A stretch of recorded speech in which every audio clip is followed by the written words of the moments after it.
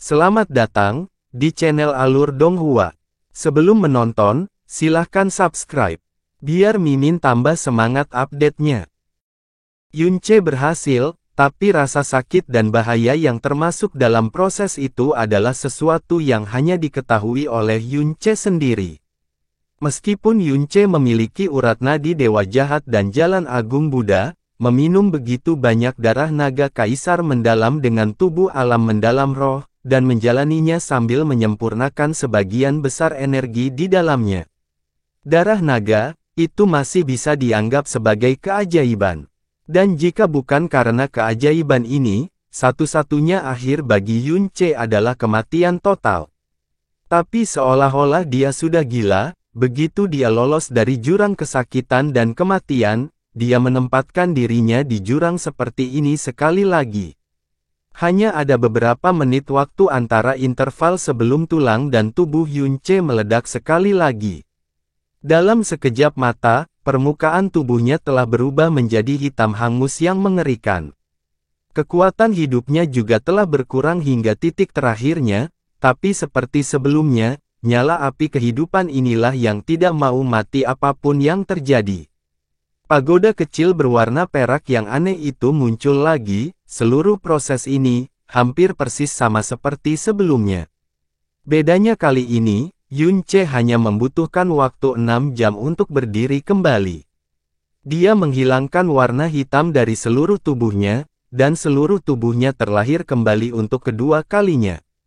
Kekuatannya yang dalam, juga dengan cepat meningkat ke ranah mendalam roh tingkat ketiga. Iblis itu menatap lekat-lekat ke arah Yunche, dan berbicara dengan nada terkejut, "Bagaimana kamu melakukan itu?" Raja Iblis perkasa dari dunia iblis ilusi tiba-tiba menggunakan nada terkejut untuk bertanya kepada seorang pemuda berusia 17 tahun, "Bagaimana kamu melakukan itu?" Sebelum hari ini, lupakan orang lain, bahkan dia sendiri tidak akan pernah percaya bahwa akan tiba suatu hari di mana dia akan menanyakan pertanyaan seperti ini kepada juniornya. Tapi apa yang ditunjukkan Yunche padanya saat ini, membanjiri hatinya dengan gelombang mengamuk yang tidak mampu mereda. Daging dan darah binatang buas tingkat tinggi jelas bukan sesuatu yang bisa dikonsumsi sembarangan. Bahkan jika itu adalah kaisar yang ingin memakan daging dan darah kaisar binatang mendalam, mereka akan tetap berhati-hati. Dan bagi kaisar, daging dan darah kaisar binatang mendalam tidak diragukan lagi merupakan sejenis suplemen yang sangat baik, cukup untuk membuat kekuatan mereka meningkat secara nyata.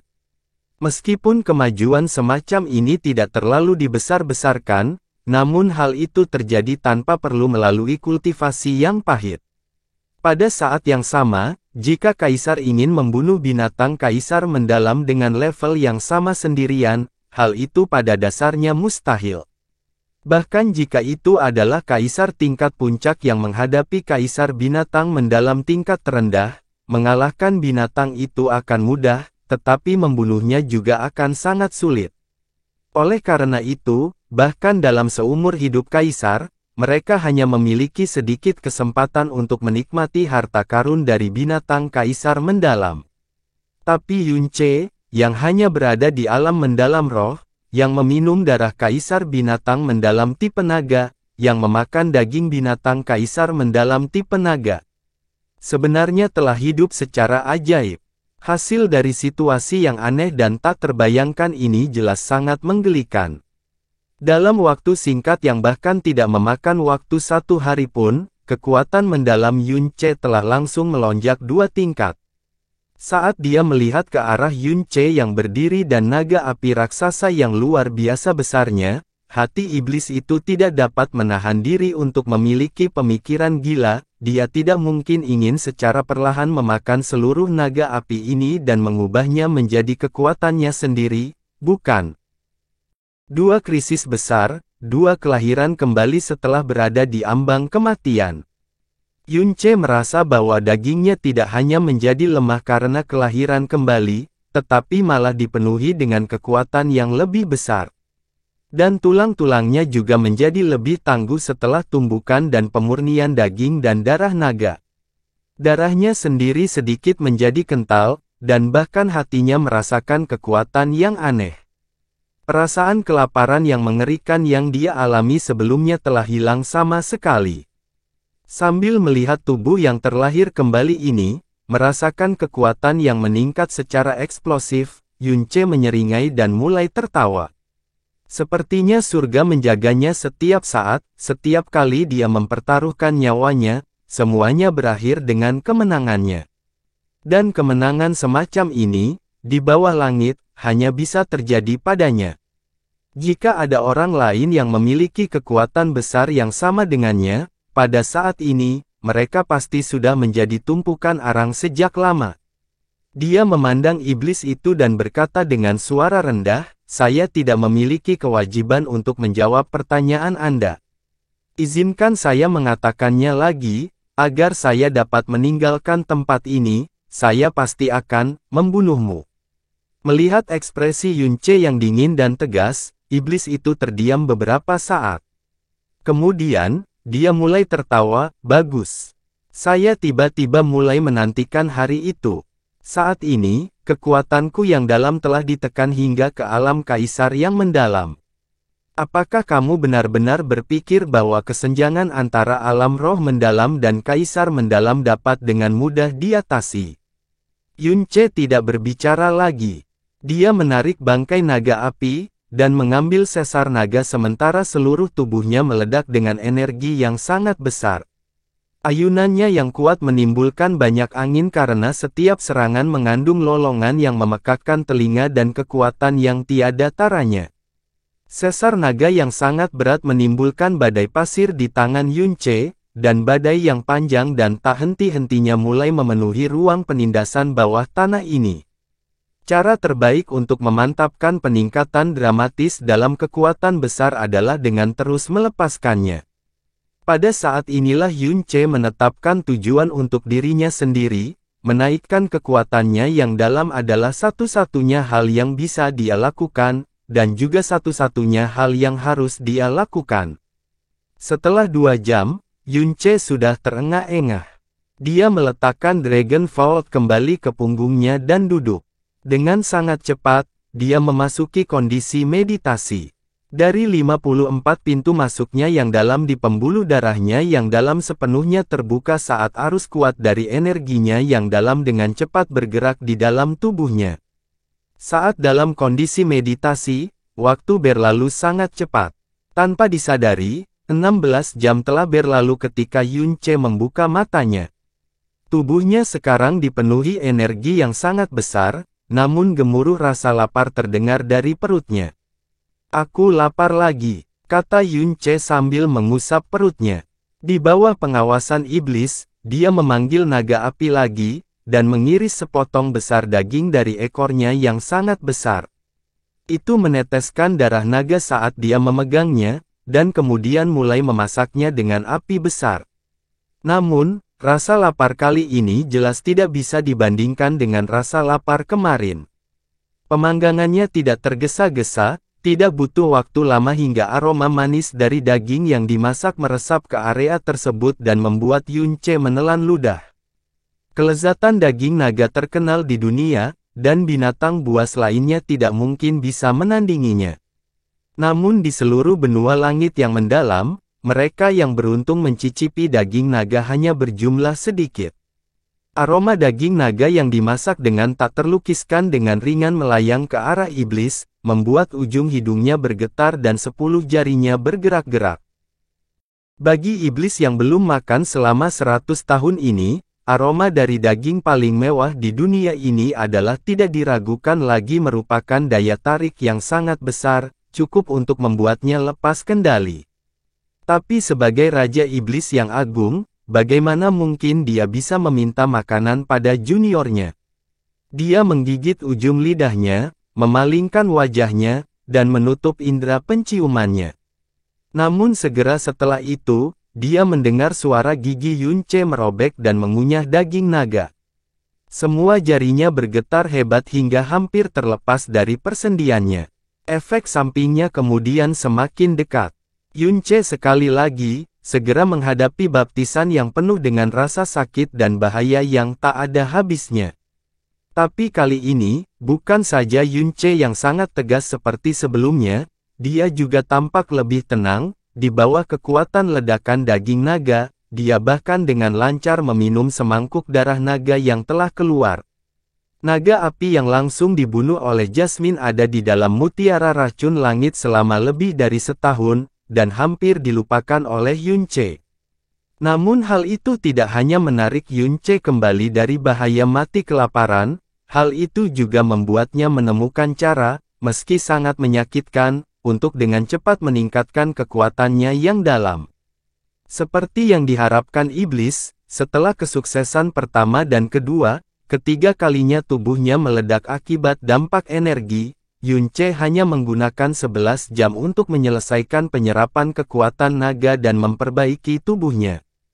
Kemudian, dia mulai berlatih dengan pedangnya, bermeditasi, berlatih dengan pedang, bermeditasi, makan daging naga saat lapar, dan minum darah naga saat haus, mengulanginya lagi dan lagi dengan cara yang tidak terpikirkan. Selama proses ini, kekuatan Yunce meningkat dengan sangat cepat sehingga bahkan mungkin membuat marah surga.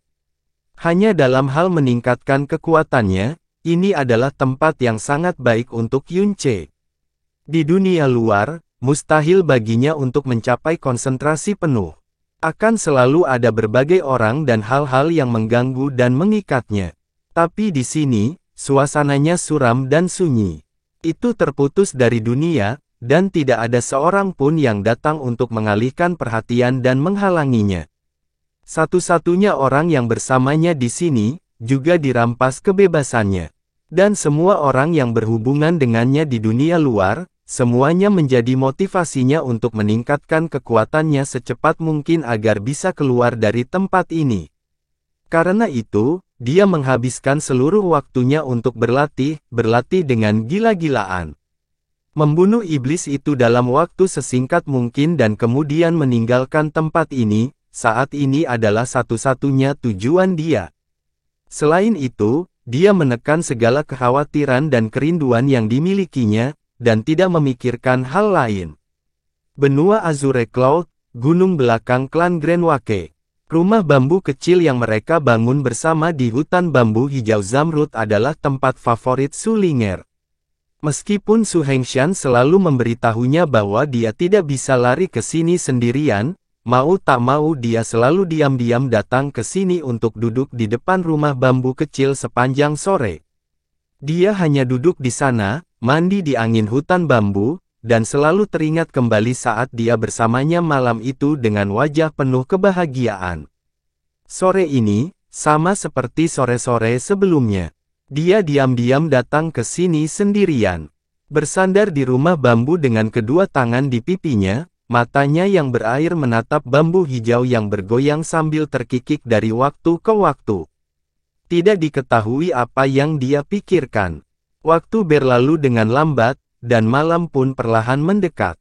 Sudah waktunya dia harus mulai pergi. Sulinger berdiri dan menundukkan kepalanya untuk melihatnya, tangan kecil, kaki kecil, tubuh halus, dan dadanya yang belum mulai mekar. Dia meratakan bibirnya dan berduka, kapan aku akan tumbuh dewasa? Aku benar-benar berharap aku bisa tumbuh dewasa besok sehingga kakak Yunce mau menikah denganku. Membawa impian seorang gadis kecil, Sulinger bercampur antara kekhawatiran dan kebahagiaan. Pada saat ini, suara yang memekakkan telinga tiba-tiba terdengar. Oh, bukankah ini adik perempuanku tersayang? Kenapa kamu datang ke sini sendirian? Oh, aku tahu kenapa, kamu mungkin datang ke sini untuk memikirkan tentang, kakak Yunce lagi. Su Haoran muncul entah dari mana dan berjalan ke arah Sulinger dengan santai dengan wajah penuh senyuman. Kakak, Sulinger tidak terlalu dekat dengan Su Haoran, sampai pada titik penolakan, tapi dia tetap memberikan sopan santun yang pantas dan bahkan dengan patuh menjawab, saya datang ke sini setiap hari untuk memikirkan kakak Yunce, berharap dia akan kembali lebih cepat. Hahaha. Melihat penampilan Sulinger, Su Haoran mulai tertawa terbahak-bahak seolah-olah dia baru saja mendengar lelucon lucu. Ya ampun, adik perempuanku yang bodoh, penampilanmu benar-benar membuatku tidak bisa menahan tawaku. Baiklah, meskipun ada beberapa hal yang dipahami orang lain, tetapi tidak ada seorang pun yang mau memberitahu Anda hal ini. Tapi tentu saja aku adalah kakak laki-lakimu, jadi aku harus memikirkan kebaikanmu sendiri. Oleh karena itu, saya mungkin juga menjadi penjahat itu. Saya menyarankan Anda untuk melepaskan khayalan yang tidak perlu itu. Kakakmu Yunce itu tidak akan pernah kembali untuk mencarimu. Satu-satunya alasan mengapa dia memberitahu ayah bahwa dia ingin menikahimu adalah karena itulah cara dia melawan paman kedua Su Hengyue. Itu hanya alasan sementara yang dia buat saat itu, dan tidak lebih. Su Ling'er segera mengangkat kepalanya dan wajah mungilnya memerah karena marah. Kau bohong. Kakak Yunce memberitahuku bahwa ketika aku besar nanti, dia akan menikah denganku. Kamu bohong. Kamu berbohong. Hanya gadis kecil bodoh sepertimu yang percaya kebohongan seperti itu. Su Haoran mengerutkan bibirnya dengan jijik. Latar belakang Yunce bahkan lebih bergengsi daripada klan Grand Wake kita beberapa kali. Istrinya, Su Haoran mengatupkan giginya karena iri. Dia tidak hanya terlihat seperti dewi, dia bahkan lebih kuat dari kakek buyut kita. Bagian mana dari dirimu yang mungkin bisa dibandingkan dengannya? Dia memiliki pasangan yang sangat sempurna di sisinya. Jadi mengapa dia menyukai gadis kecil berusia 10 tahun sepertimu? Lupakan dia, meskipun kamu menggantikannya dengan orang lain, mereka tidak akan pernah, hanya dalam satu hari, mau menikahi gadis kecil sepertimu. Apa yang dia katakan saat itu, hanya dibuat untuk membantu ayah menyelesaikan masalah paman kedua, dan hanya kamu yang akan mempercayainya. Mengenai kenapa dia melakukan itu, mungkin karena ayah menawarkan mereka perlindungan untuk memulihkan diri dari luka mereka ketika gadis cantik itu dalam keadaan koma. Dan orang seperti ini yang lahir dari keluarga besar, jelas tidak ingin berhutang apapun kepada kita, yang di mata mereka berasal dari klan yang lebih rendah. Oleh karena itu, mereka mengambil tindakan untuk membantu kami, dan menganggapnya sebagai tindakan balasan. Namun Anda sebenarnya menipu diri sendiri dengan berpikir bahwa dia benar-benar akan kembali untuk menikahi Anda. Saya berasumsi dia sudah melupakan klan kakek sekarang, apalagi mengingat Anda. Kerinduan Su Ling'er terhadap Yunce agak membingungkan bagi orang luar, sehingga tampaknya agak tidak masuk akal. Bahkan Su Ling'er sendiri bertanya-tanya mengapa sosoknya memenuhi pikiran dan hatinya sejak dia bertemu dengannya. Menunggu kepulangannya, hampir menjadi segalanya yang dia harapkan. Dan apa yang dikatakan Su Haoran kepadanya, tidak diragukan lagi adalah kata-kata paling kejam di dunia, karena setiap kata-katanya seperti jarum baja beracun yang menusuk mimpi terindah dan terindahnya. Kamu berbohong, kamu berbohong. Su Ling'er dengan paksa menggelengkan kepalanya dan berteriak dengan marah, kakak Yunce berkata bahwa dia menyukaiku. Dia berkata bahwa dia akan datang menikah denganku saat aku besar nanti. Kakak Yunce tidak akan berbohong padaku, kau pembohong. Kamu tidak bisa berbohong seperti itu. Benarkah? Su Haoran mulai menyeringai, jika dia benar-benar menyukaimu, mengapa dia tidak mengajakmu bersamanya saat itu? Karena dia sangat menyukaimu, lalu apakah dia memberitahumu di mana dia tinggal, dan di sekte mana dia dilahirkan? Wajah kecil Su Ling'er langsung memucat, itu karena dia bahkan tidak pernah menyukai gadis kecil sepertimu, jadi kenapa dia mengajakmu bersamanya? Dia takut kamu akan mencarinya, itulah sebabnya dia tidak memberitahumu tentang tempat kelahirannya. Juga, yang lain mengatakan bahwa selain namanya, apalagi yang kamu ketahui tentang dia? Mungkin, bahkan namanya pun dibuat-buat. Su Haoran tertawa ketika mengatakan ini, tanpa peduli betapa kejamnya kata-kata itu terhadap Su Ling'er. Kamu berbohong, kamu berbohong. Itu semua bohong. Kakak Yunce tidak akan pernah berbohong padaku, dia pasti akan datang untukku. Sulinger menggunakan kedua tangannya untuk menutup telinganya dan menggelengkan kepalanya dengan keras. Dia membela diri tanpa daya saat matanya mulai berair. Su Haoran mengulurkan tangannya, kalau begitu lanjutkan saja hayalanmu. Tapi sayang sekali, adik perempuanku yang baik, sebagai putri agung klan kakek, kamu akan bisa memilih laki-laki di Sungai Timur di masa depan, namun kamu dengan bodohnya ingin menunggu orang yang mempermainkanmu.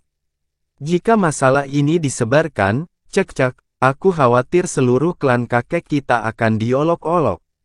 Kamu bohong, semua yang kamu katakan adalah bohong, aku benci kamu.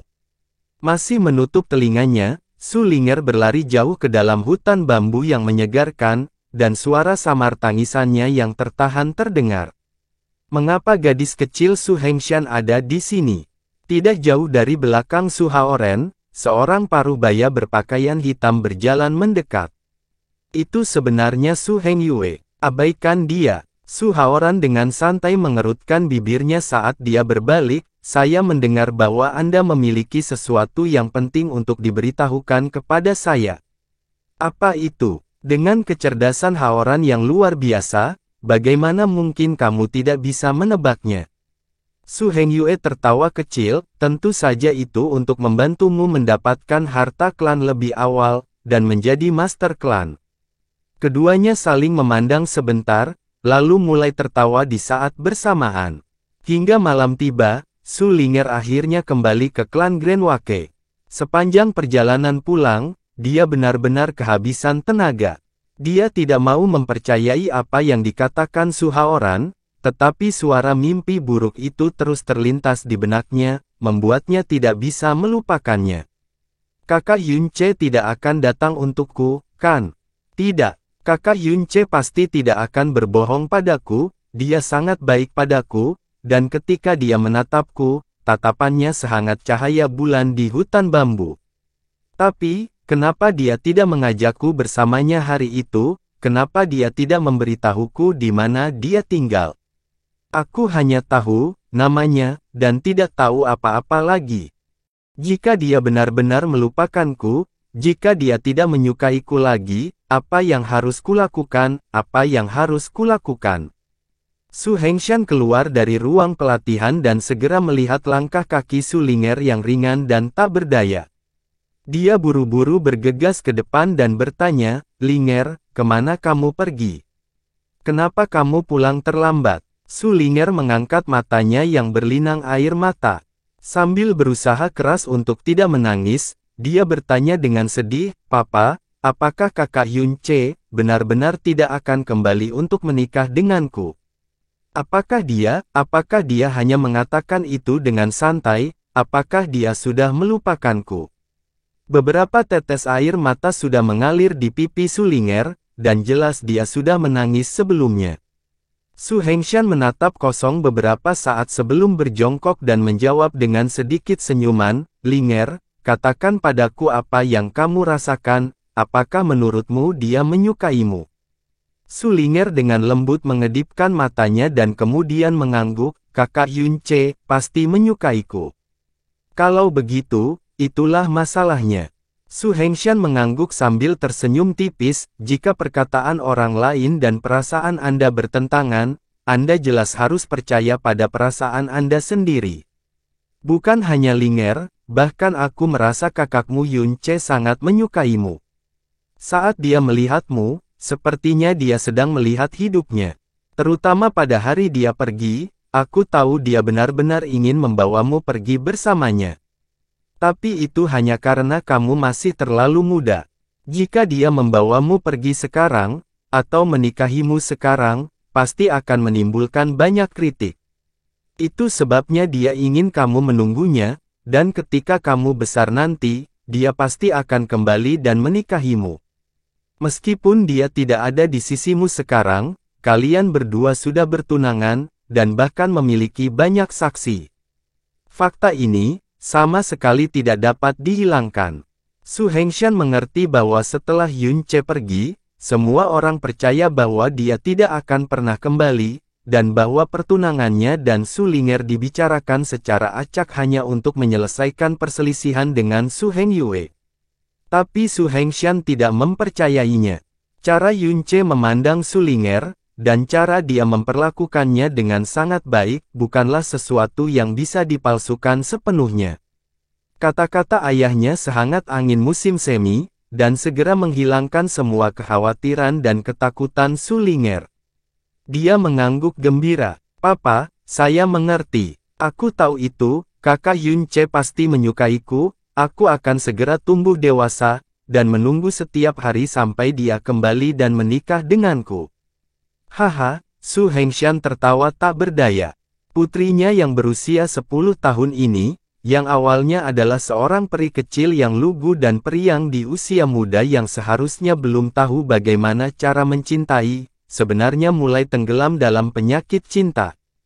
Sepanjang hari setelah bertemu dengan Yunce, dan bahkan memikirkan tentang pernikahan setiap hari. Hal ini membuat dia sebagai seorang ayah benar-benar tidak tahu harus tertawa atau menangis. Dia bertanya sambil lalu, apakah seseorang mengatakan sesuatu kepadamu yang menyakiti perasaanmu? Su Ling'er dengan ringan mengangguk, itu kakak laki-laki, ketika aku berada di hutan bambu, dia juga datang ke sana, dan memberitahuku bahwa semua yang dikatakan kakak Yunce kepadaku adalah kebohongan. Jadi, kamu bilang, kakak laki-lakimu pergi ke kawasan hutan bambu. Su Hengxian mengejang dengan keras. Ayah, ada apa? Kenapa kamu tiba-tiba menjadi begitu serius?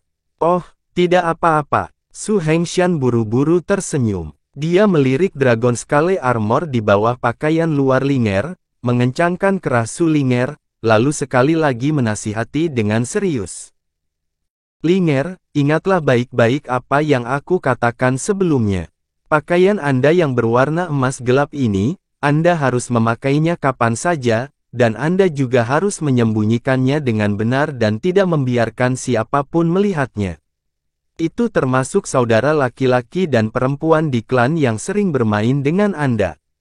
Jika tidak sengaja ditemukan oleh orang lain, kemungkinan besar akan direbut. Apakah kamu mengerti? Su Ling'er tanpa sadar mengencangkan pakaian luarnya, dan mengangguk dengan sangat serius, saya mengerti papa, ini diberikan kepada saya oleh kakak Yunce, saya pasti akan menjaganya tetap aman. Su Ling'er akhirnya membuka simpul di hatinya dan melarikan diri dengan gembira, sementara hati Su Hengxian menjadi terbebani oleh kekhawatiran. Baru setelah tirai malam benar-benar terbuka, Su Haoran akhirnya diam-diam kembali ke klan Grand Wake. Saat dia kembali ke kamarnya, dia menemukan bahwa ayahnya Su Hengxian sebenarnya berdiri di sana. Jantungnya tiba-tiba berdebar-debar, dan dia buru-buru berbicara, ayah, mengapa ayah ada di sini? Ada yang ingin kubicarakan denganmu. Su Hengxian meliriknya ke samping, dan berkata dengan acuh tak acuh, kemana kamu pergi sore ini? Saya berlatih terlalu lama sore ini dan sedikit lelah, jadi saya berjalan-jalan di hutan bambu di belakang gunung, dan bahkan bertemu Ling'er. Saya ingin tahu hal penting apa yang perlu ayah bicarakan dengan saya. Su Haoran masing-masing berbicara tanpa perubahan ekspresi. Selain Ling'er, apakah kamu tidak bertemu orang lain di hutan bambu? Ekspresi Su Hengxian menjadi agak mendung, dan suaranya juga menjadi sedikit mengancam. Su Haoran mengangkat kepalanya, wajahnya menunjukkan keterkejutan, hutan bambu di gunung belakang selalu terpencil. Saya memang baru saja bertemu Ling'er, dan berbicara beberapa patah kata dengannya. Selain itu, saya tidak bertemu orang lain. Mengapa ayah menanyakan hal ini kepadaku? Setelah Su Hengxian menatap matanya untuk waktu yang lama, dia mengalihkan pandangannya dan berbicara dengan ringan, Haoran, bukanlah hal yang buruk bagi pria dewasa untuk memiliki ambisi. Tanpa ambisi, seseorang tidak akan pernah mencapai puncak. Kekejaman, jahat dan licik, sering kali merupakan hal-hal yang diperlukan bagi orang yang berkuasa dan sukses. Tapi ini, hanya cocok untuk digunakan pada musuh. Jika digunakan pada keluarga tersayang, maka orang tersebut tidak bisa disebut manusia, melainkan babi. Ini, kamu harus ingat. Alis Su Haoran melonjak, lalu dia segera mengangguk dengan tegas dan berbicara dengan tulus, Haoran akan mengingat ajaran ayah. Su Hengshan memalingkan wajahnya ke arahnya, dan dengan ringan mengangguk, penting bagi seseorang untuk mengetahui keterbatasan mereka. Apakah ayahmu di sini adalah seorang master klan yang sukses atau tidak? Aku sangat memahaminya dalam hatiku. Seringkali, saya tidak cukup tegas, tidak cukup kejam, tidak cukup pantang menyerah. Kalau tidak akan ada seseorang yang berlari liar dan merajalela di depan wajah master klan ini. Namun, aku, Su Hengshan tidak pernah melakukan perasaan bersalah apapun sepanjang hidupku.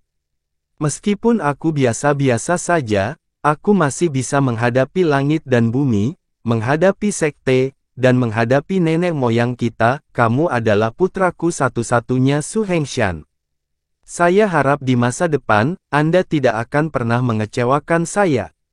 Ya, anak ini tidak akan melupakan perkataan ayah, dan pastinya tidak akan melakukan apapun yang akan mengecewakan ayah. Su Hengshan memberikan sedikit konfirmasi, dan berjalan keluar dengan langkah lambat tanpa berkata apa-apa lagi. Melihat Su Hengshan pergi, ekspresi Su Haoran perlahan menjadi gelap, dan kemudian menunjukkan senyuman sinis. Meskipun aku memiliki identitas sebagai putra ketua klan, dalam hal bakat, posisiku benar-benar terlalu berbahaya. Jadi mau tak mau aku untuk membuat rencana ke depan untuk diriku sendiri. Keluarga tersayang, jika aku terlalu bertele-tele dan tidak tegas, maka klan Grenwake ini tidak akan pernah mendapat tempat untukku. Ketika itu terjadi, semuanya akan berakhir bagiku. Sebagai anakmu, bagaimana aku bisa membiarkanmu kecewa? Hehehehe, hahaha.